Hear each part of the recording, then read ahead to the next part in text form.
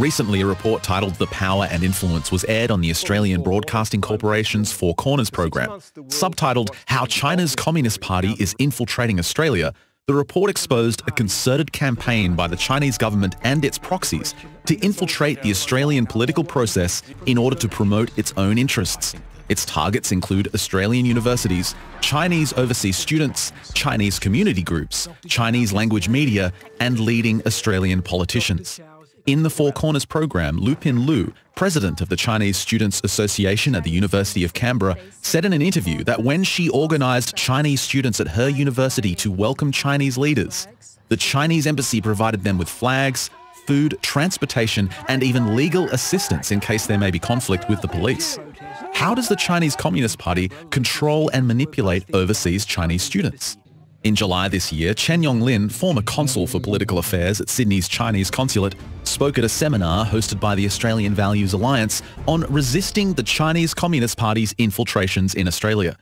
每个学生会都是理事会设立的，甚至是开会都在理事会。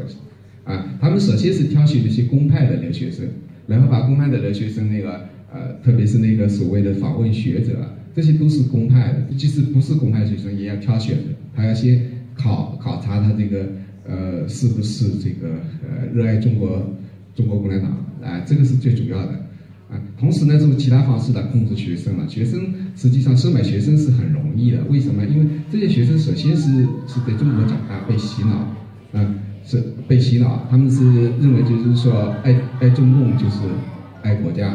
所以他们有很多人是很乐意为中共服务的。Meriden Farrell, the director of the East Asia program at the Lowy Institute, a non-partisan international policy think tank, wrote an article published in the New York Times where she stated, even here in Australia, Chinese students have said they fear speaking up in class because they worry compatriots will report them to embassy authorities. Some students ask to be placed in tutorial groups without other Chinese nationals so they can speak freely. They are being monitored and have to adjust their speech to avoid trouble. Sally Sargerson, an associate professor at the Australian National University, reported during an interview with Forbes that every Chinese student gave the same answer when they were asked if they could express their thoughts freely in classes. They all replied that they know they are being monitored and don't want to look for trouble.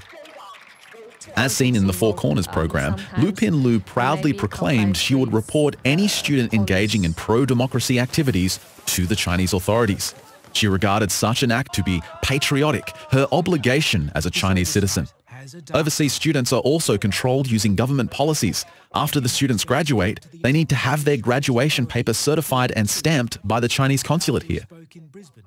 同时呢，就是中国政府的方式，就是每个中国的学生在这里毕业以后，他回国要用他的毕业证书必须得到领事馆的认证，盖上领事馆的章，这个毕业证书就在中国就可以用否则的话呢，拿毕业证书去他到用人单位里不认。In China, children are brainwashed from a very early age to love the Communist Party and be loyal to their country. The identity of the country has been blurred with the identity of the party. This confused notion has been so deeply ingrained that it follows them overseas, where being patriotic is synonymous with forever following the command of the Communist Party.